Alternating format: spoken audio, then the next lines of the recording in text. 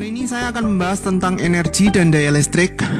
Energi dan daya listrik ini adalah video ketiga daripada listrik arus arah atau listrik dinamis. Jadi kalau misalkan ingin tahu dulu tentang dasar-dasarnya, sebaiknya nonton video yang sebelumnya, jangan langsung ke video yang ini. Energi listrik adalah energi yang disebabkan karena aliran muatan listrik dalam suatu rangkaian listrik tertutup. Jadi kita membahas tentang aliran rangkaian listrik yang dia itu ada sumber tegangan dan kabel-kabel yang menghubungkan dia sehingga rangkaiannya menjadi tertutup. Kalau kita mau mencari nilai daripada energi listrik, simbolnya adalah W. Energi listrik ini W. Satuannya itu adalah joule. Kita bisa cari atau mungkin kita bisa hafalin dengan urutannya V kali I kali T atau fit aja. Atau kita bisa ganti karena di hukum Ohm sebelumnya kan kita sudah belajar I kali R, V-nya itu kita bisa ganti I kali R. Ini kan masih ada I. Nah, ini gampang. Ngafalinya energi listrik itu berarti kan adalah sesuatu yang kita harus irit agar supaya kita membayar listriknya itu nggak jadi mahal. Kita bisa juga kayak gitu.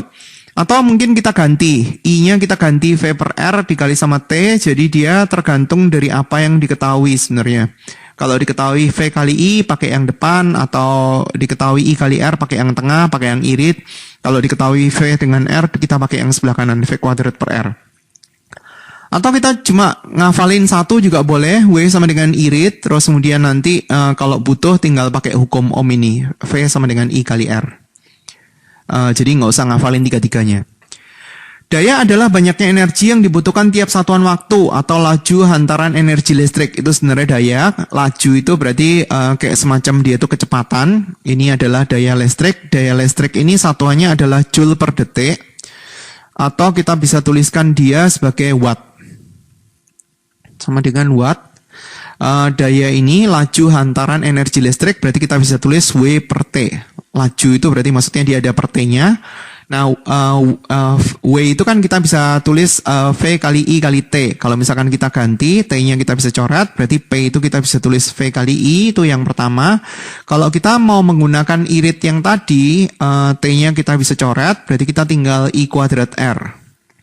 Atau kita bisa pakai V kuadrat per R dikali T, kita bagi lagi sama T, karena kan yang bagian atas itu kan energinya, T-nya kita bisa coret, berarti kita bisa ganti juga. Sama kayak seperti energi, dia ada 3 rumus. Nah, sekarang kita praktek. Tentukan energi listrik pada hambatan 2 ohm selama 2 menit, dan daya listrik pada hambatan 8 ohm untuk rangkaian di bawah ini. Jadi kita harus menyederhanakan rangkaian itu. Sebelumnya kan di video yang pertama kita sudah belajar tentang hubungan seri dan paralel.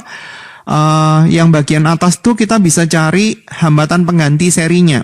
Caranya tinggal ditambah, yaitu adalah 2 tambah 4 tambah 8, berarti hasilnya adalah 14 ohm. Kita bisa tuliskan di sini 14 ohm, ini 7 volt. Jadi kita bisa nyari tahu I total, I yang keluar daripada baterai itu berapa.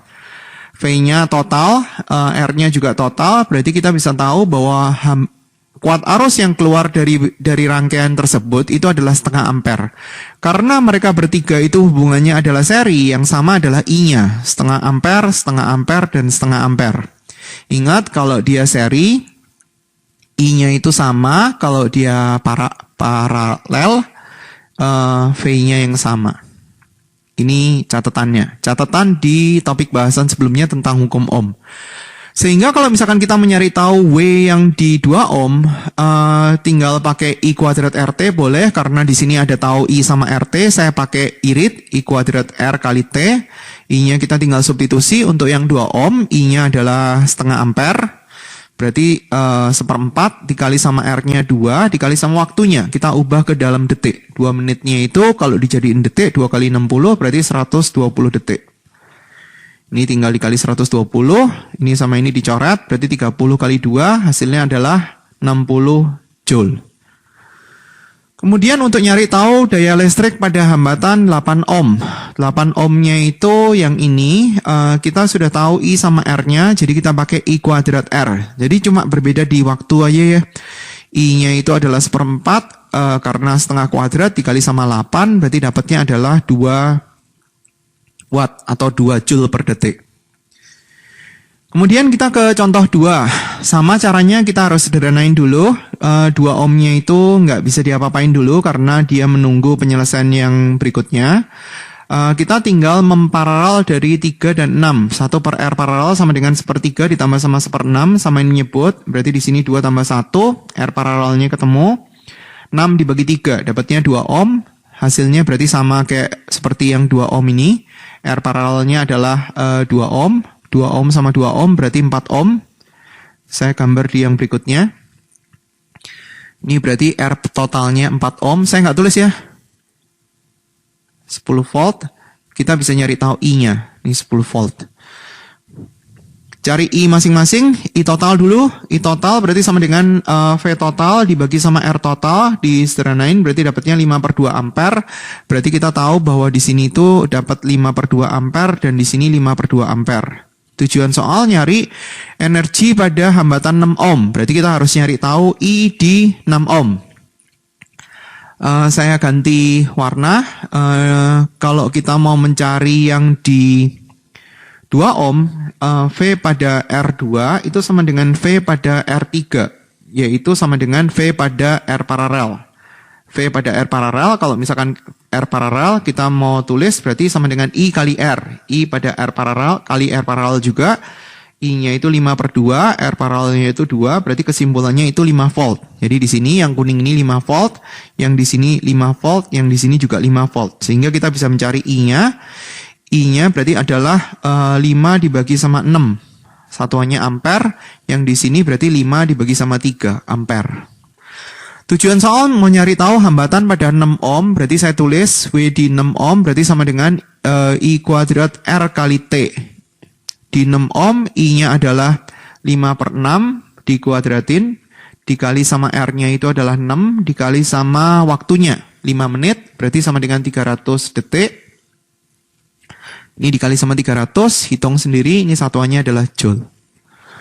Kemudian kita mencari tahu daya pada 2 ohm. 2 ohmnya ada di mana? 2 ohmnya ada di depan sini. Berarti kalau kita mencari tahu daya, berarti kita memanfaatkan dari info yang di 2 ohm. Kita bisa pakai I kuadrat R. I-nya itu nilainya adalah 5/2. Dikuadratin, dikali sama R-nya adalah 2. Berarti adalah 25/4 dikali sama 2. Berarti hasilnya adalah 25/2 atau 12,5 watt. Oke, kemudian kita masuk ke contoh ketiga. Contoh ketiga ini adalah salah satu pemanfaatan daripada energi listrik. Jadi di sini energi listrik itu digunakan oleh panci aluminium untuk dia bisa menghantarkan kalor secara konduksi dan kalor itu diterima oleh air untuk naikin suhu air. Jadi di sini ada hubungannya dengan prinsip asas Black. Asas Black ini dia kan tulis bahwa kalor yang diterima sama dengan kalor yang dilepaskan. Sama dengan kalor yang dilepaskan. Dalam hal ini, kalor yang dilepaskan itu adalah kalor yang berasal dari energi listrik. Ini berasal dari energi listrik, tinggal tergantung energi listriknya kita pakai yang mana. Pakai V kali I kali T, pakai I read, I kuadrat RT, atau pakai V kuadrat per R kali T. Tergantung info yang dikasih. Di sini dikasih tahu arus, dikasih tahu hambatan, berarti kita bisa pakai I read, I kuadrat RT, sementara kalor yang diterima itu dipakai buat naikin suhu. Berarti kalor dari air kita bisa tulisin M kali C kali delta T. Nah sekarang kita tinggal isiin masing-masing. Tujuannya mau nyari tahu, oh ini masih ada kapasitas kalor daripada panci. Berarti yang nerima kalor bukan cuma air aja, berarti ada pancinya. C kali delta T. Masanya di sini adalah masanya air, 100 gram. Kalor jenis air adalah 4,2 Joule per gram derajat Celcius. Dikali sama delta T-nya adalah 55. Jadi dia nggak ngomong awalnya berapa, akhirnya berapa, tapi dia tulis ini adalah 55 derajat Celcius. Satuannya udah sama semua ya, kita bisa coret semuanya. Kalor jenis panci kita nggak tahu, dia suhunya naik sama dengan air. I kuadrat RT, kita tinggal substitusi, I kuadrat kali R, R-nya itu adalah 2 ohm, kali T-nya 5 menit, berarti 300. Sehingga kita bisa ngitung, Di sini berarti 100 kali 4,2 berarti 420. 420 dikali sama 55 ditambah sama C dikali sama 55 sama dengan ini 4 kali 20 berarti 80. 80 dikali sama 300. Berarti C pancinya kita bisa cari dari 80 dikali sama 300 dikurangi sama 420 itu kita pindahin ruas ke sebelah kanan kali 55 dibagi sama 55 derajat. Jadi nanti di sini akan ketemu dalam satuan Joule per derajat Celcius. Itu kalor jenis pancinya. Kemudian kita masuk ke contoh 4. Ini adalah contohnya. Kalau kita mau ngerjain ini, berarti yang kita lakukan adalah kita harus mencari hambatan pengganti dari masing-masing. Di sini ada hambatan paralel. Yang pertama, kita memparalelkan 12 sama 24. Saya hitung di sini. Seper R paralel 1 sama dengan seper 24 ditambah sama seper 12. Sama ini nyebut, berarti per 24 kita akan mendapatkan 3 per 24. Berarti R paralel 1 sama dengan 8 ohm. Kemudian kita hitung untuk R paralel 2, karena dia rangkaian berikutnya adalah paralel juga dari 2, 3, dan 6 ohm. Jadi tinggal tulis seper 2 tambah seper 3 ditambah sama seper 6, disamain nyebut. Jadi kita punya di sini 3 ditambah sama 2 ditambah sama 1, R paralel yang kedua ketemu, 1 ohm. Jadi totalnya adalah 8 tambah 1, kita punya 9 ohm sebagai R totalnya. Nah sekarang kita cari baterainya, ini adalah baterai. Kalau mau lihat penjelasan yang ini, lihat di hukum Ohm ya, karena saya sudah menjelaskan kalau misalkan baterai itu di seri, apa syarat yang harus dipenuhi, terus kemudian apa yang bisa dikerjakan. 3 volt sama 3 volt, kalau dia dihubungkan secara paralel, munculnya masih tetap 3 volt, tetapi dari hambatannya kita akan paralel juga, berarti setengah ohm. Yang ini 5 volt, berarti di sini kesimpulannya muncul 5 volt, sementara hambatannya itu 1,5 ini di paralel, 3 biji. Berarti dapatnya adalah setengah ohm. Dan kita bisa mendapatkan baterainya secara gabungan, ini 3 dan 5 ini, yang di sebelah kiri dan sebelah kanan, berarti akan muncul total 8 volt dan 1 ohm hambatan dalam. Oke, kemudian kita hitung I-nya dari rangkaian, I total. I totalnya itu adalah E dibagi sama R hambatan luar dan hambatan dalam. E-nya itu nilainya adalah 8. Kenapa dia ditulis E, nggak ditulis V? Lihat di video sebelumnya tentang hukum Ohm. Hambatan luarnya itu 9, hambatan dalamnya itu 1. Berarti kita bisa tulis dibagi 2 semuanya, dapatnya 4 per 5 ampere. Jadi di sini ada 4 per 5 ampere. Karena dia berasal dari hubungan seri antara RP1 dan RP2, berarti di sini 4 per 5 ampere. Demikian juga dengan yang R paralel 2, 4 per 5 ampere. Sekarang kita mau mencari kuat arus listrik dan tegangan listrik pada masing-masing hambatan. Nah, RP1 ini berasal dari R1 dan R2, 12 ohm dan 24 ohm yang hubungannya paralel. Berarti kita harus nyari tegangan pada RP1, yaitu adalah I dikali sama RP1, I-nya adalah 4 per 5, RP1-nya adalah 8, berarti kita bisa tuliskan 32 per 5 volt. Sementara V pada RP2 nanti dibutuhkan untuk yang hambatan 2 ohm, 3 ohm, dan 6 ohm. Kita tuliskan dulu, V pada RP2 berarti adalah I dikali sama RP2. I-nya itu nilainya adalah 4 per 5, dikali RP2-nya itu adalah 1, berarti adalah 4 per 5 volt.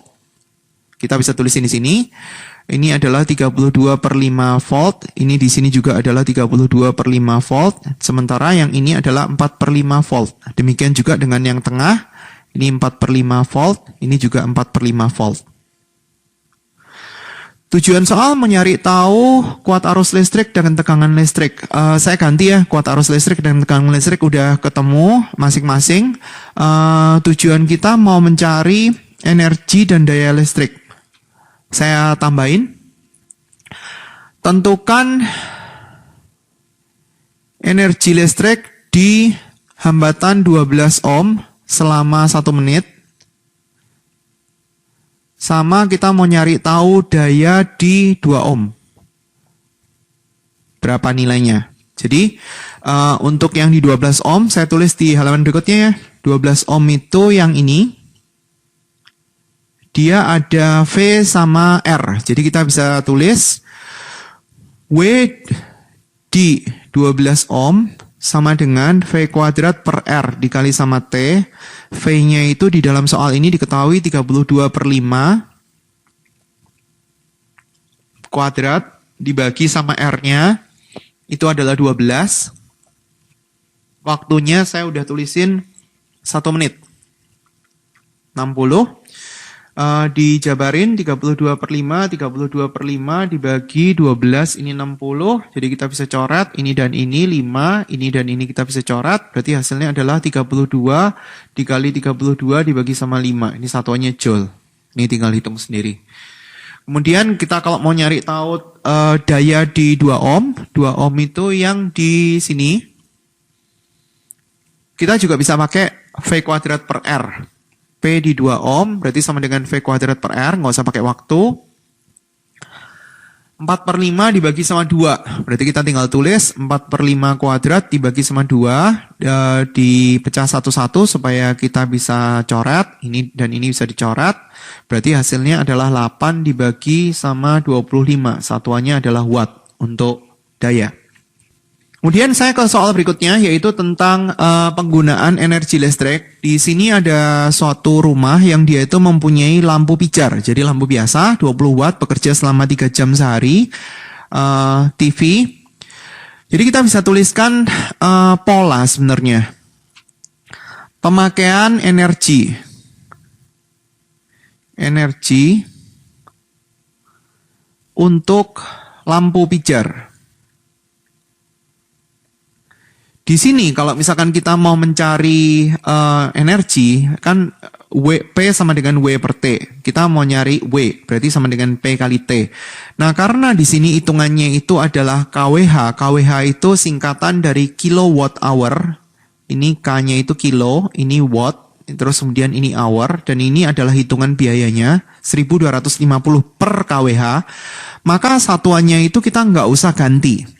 Yang ini dayanya biarin dalam watt, terus kemudian ini itu dalam hour, dalam jam. Jadi kita tinggal ngitung pemakaian dia sehari. Dikaliin antara wattnya dengan jamnya. Lampu pijarnya ada berapa? Lampu pijarnya ada 6, terus kemudian wattnya berapa? 20, berarti ini total wattnya. Terus kemudian dikali sama 3 jam sehari, karena kita mau ngitung 3 jam. Jadi di sini 6 kali 3, 180 dikali 20, berarti hasilnya adalah 360. Ini adalah satuannya WH, watt hour, untuk pemakaian lampu pijar. Terus kemudian kita mau hitung untuk TV. TV-nya itu dayanya 100, TV-nya cuma ada 1, karena dia ngomong sebuah TV, pemakaiannya 5 jam sehari. Ini termasuk kategori lumayan ya, maksudnya nonton 5 jam sehari ya, cukup lama, tinggal tergantung dia nontonnya di pagi atau malam. Atau mungkin ini adalah orang yang berbeda nonton, mungkin ya. Yang anak-anak nontonnya malam, kalau yang ibu-ibu nontonnya di pagi. Bapak-bapak nontonnya agak lebih malaman, karena kan mungkin ada pekerjaan yang harus diselesaikan. Terus kemudian ada kulkas. Kulkas di sini dia ngomong pemakaiannya 8 jam, tapi kayaknya ini nggak masuk akal ya. Karena kalau misalkan kita nyimpen makanan, maka dia akan rusak. Mungkin di tempat-tempat yang dia tuh listriknya nyalanya nggak full, kayak seperti listrik yang nyala di pulau-pulau tertentu, yang dia itu mulai dari sore sampai pagi hari. Jadi kalau pas pagi sama siang, karena tempatnya itu jauh dari pulau yang lain, dia nyalanya nggak 24 jam. Ini mungkin. 300 watt kali 8. Berarti adalah 2400 watt hour. Kemudian ada apa lagi ya? Lampu pijar sudah, TV sudah, kulkas sudah. Oh, nggak ada. Berarti sudah habis. Berarti pemakaian ini per hari ya. Pemakaian energi listrik per hari. Kita belum hitung per bulan, jadi tinggal ditambah per harinya berapa? 2400 ditambah sama 500 ditambah sama 3600, ini adalah pemakaian sehari, berarti kita bisa hitung. Nilainya adalah 3260 watt hour per hari. Watt hour, sehingga kita bisa ngitung untuk per bulan. Per bulan pemakaian energinya yaitu adalah 3.260 dikali sama 1 bulan itu ada 30 hari, terus kemudian dibagi 1.000, karena kita mau ubah ke kilo, kan dia kan konversi maunya dayanya itu dalam kilowatt hour. Dan hitungannya 1 kilowatt hour nilai rupiahnya 1.250. Jadi kita harus ubah ke kilowatt hour.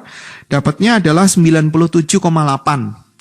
Hampir 100 kWh ya. 97,8 nilainya adalah kWh. Nah, sekarang bayarnya tinggal dihitung.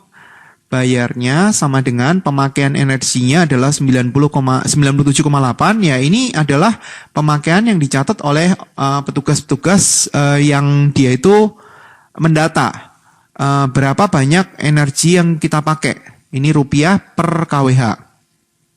kWh-nya bisa dicoret sehingga kita bisa tahu kita 1 bulan bayar berapa sih. Nilainya adalah 122.250. 122.250. Ya, tapi nggak selalu pas gitu karena kan tiap petugas kan dia datangnya nggak selalu di tanggal yang sama. Dia bacanya meteran awal berapa, meteran akhir berapa. Nah, itu selisihnya itu adalah yang harus kita bayar. Nah, kalau ini kan pemakaian realnya kita. Kemudian untuk soal yang berikutnya, saya mau kerjakan langsung di sebelahnya. Jadi kita hitung satu-satu. Dia ngomong apa di sini? Kulkas. Oh, banyak benar kulkasnya, ada 2. 2 kali 100 nyala setiap hari. Nyala setiap hari berarti maksudnya nyalanya 24 jam. Jadi 2 dikali sama 100 dikali sama 24. Berarti 48, nolnya 2, ini adalah watt hour. 3 AC, lumayan. AC-nya 3 dikali sama 600 watt. Gede sekali, dikali sama 10 jam setiap hari. Berarti di sini pemakaian energinya adalah 18.000. Wah, lumayan boros juga ya. AC-nya banyak. Kemudian TV. Banyak sekali TV-nya, ada 3. 125 dikali sama 8. Berarti hasilnya adalah 3.000 watt hour. Kemudian ada lampu. Lampunya ada 10, masih masuk akal. 10 dikali sama 10 watt. Karena kan sekarang ini kan lampu kan kebanyakan lampu LED. Jadi wattnya kecil aja 10 watt, tapi dia nyalanya bisa terang. Di sini nilainya adalah 1.200 watt hour setiap hari. Kemudian kita mau menghitung yang setiap minggu nanti aja ya, karena dia kan pisah. Kita hitung yang setiap hari dulu. Masih ada tentang lampu. Oh, lampu yang lebih gede. Berarti 5 dikali sama 20 dikali sama 10 jam setiap hari. 100 berarti hasilnya adalah 1.000 watt hour. Itu yang setiap hari. Ini yang setiap minggu, saya hitungannya pisah sendiri. 1 buah setrika 200 watt, karena kan mungkin di sini nyetrikanya dikumpulin di hari-hari tertentu. Dikali sama 8 jam, berarti dapatnya adalah 1.600 watt hour. Kemudian untuk komputer, 2 kali 150 dikali sama 5 jam setiap minggu. Ini berarti mungkin bukan belajar online kali ya. 2 dikali sama 15, 30 dikali 5, 30 kali 5, 150, berarti 1.500 watt hour. Ini sendiri. Tujuannya mau nyari untuk 1 bulan, di mana di sini kita hitungnya harus pisah, berarti pemakaian energi listrik, saya ngitung untuk yang masing-masing. Untuk yang per hari, berarti hitungannya adalah tinggal ditambah dari 4.800 tadi. Jadi totalnya adalah 28.000, itu yang harian, yang pemakaian harian, ini satuannya adalah watt hour. Sementara untuk yang mingguan nilainya adalah 3.100 watt hour. Jadi kalau misalkan kita mau menghitung untuk pemakaian energi per bulan, kita harus hitung untuk yang per harinya itu dikali sama 30, berarti 28.000 kita kali sama 30, karena kan di situ diasumsikan 1 bulannya kan 30 hari. Terus kemudian yang untuk minggu 3.100 kita kali dengan 4, karena kan di dalam soal kan dikasih tahu 1 bulan kan 4 minggu dibagi sama 1.000, karena kita mau mendapatkan satuan kWh. Jadi tinggal dihitung. 28.000 kita kali dengan 30 ditambah dengan 3.100 dikali sama 4, hasilnya berapa dibagi sama 1.000. Jadi pemakaian energinya adalah 852,4. Lumayan gede ya. 852,4 kWh per bulan. Sehingga kalau misalkan kita mau nyari tahu bayarnya berapa, caranya tinggal 852,4 kWh dikaliin dengan tarif listriknya. Tarif listriknya adalah 2.100 per kWh. Jadi lumayan gede bayarnya. Mungkin ini kantor kali ya. 852,4 dikali sama 2.100. Hasilnya adalah 1.790.040 rupiah. Ini bayar per bulannya. Jadi kira-kira seperti itu ya. Jadi kalau yang per hari ya kita hitung per hari. Kalau yang per bulan, per minggu berarti kita kaliin dengan 4. Untuk yang nomor 7, kita harus bikin tentang hukum Kirchhoff 2 dulu. Jadi di sini kita harus mencari I daripada masing-masing loop. Saya gambar loop yang pertama di sini. Saya bikin searah jarum jam aja ya. Terus kemudian saya bikin loop yang kedua. Terserah ya mau pakai metode yang pertama atau metode kedua sama aja. Saya mau pakai metode yang kedua, yaitu adalah arah loop sama dengan arah arus listrik. Sekarang kita berbicara tentang loop yang pertama. Di sini ada rumus daripada hukum Kirchhoff 2, sigma E tambah sigma I kali R sama dengan 0. Untuk ngerjain yang ini, lihat dulu untuk video yang sebelumnya tentang hukum Kirchhoff 2, karena ini membutuhkan hukum Kirchhoff 2, pemahaman akan hukum Kirchhoff 2. Ada apa ya?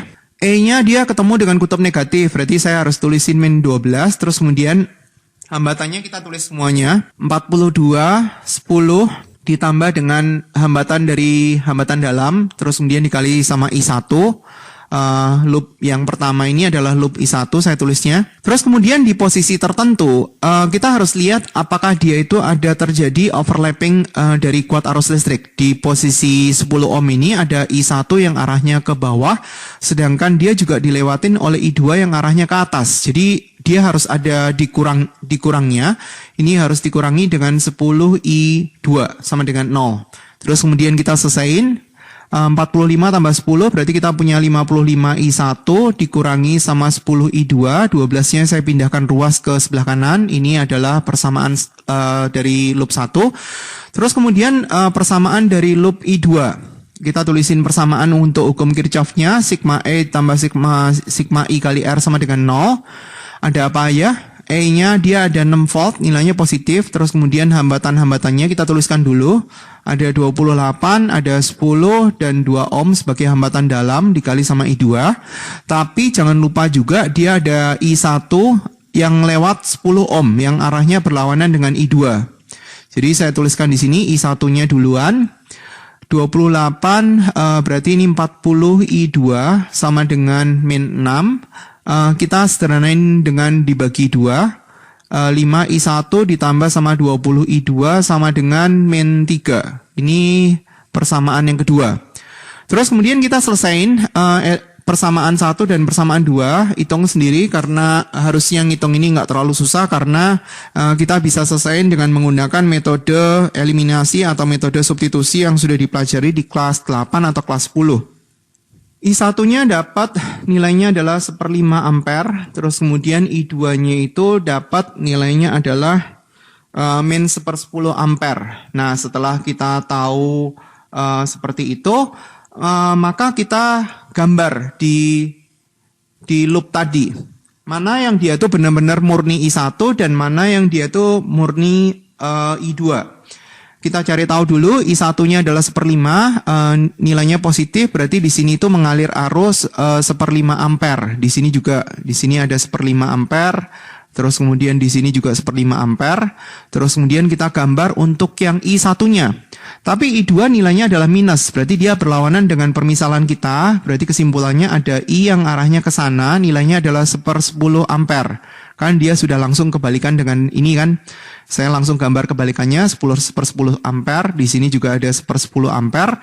Nah, sekarang kita baru tentukan untuk posisi yang overlapping, yaitu adalah yang di garis-garis tengah. Kita menggunakan hukum Kirchhoff. Saya mau gambar untuk I yang di sini. Saya mau gambar untuk hukum Kirchhoff satunya. Di sini ada 1/10 ampere, terus kemudian di sini ada 1/5 ampere. Berarti kesimpulannya ada arus yang arahnya ke bawah. 1/5 ditambah sama 1/10 berarti hasilnya adalah 3/10 ampere. Jadi kita tinggal gambar di sini, itu adalah 3/10 ampere.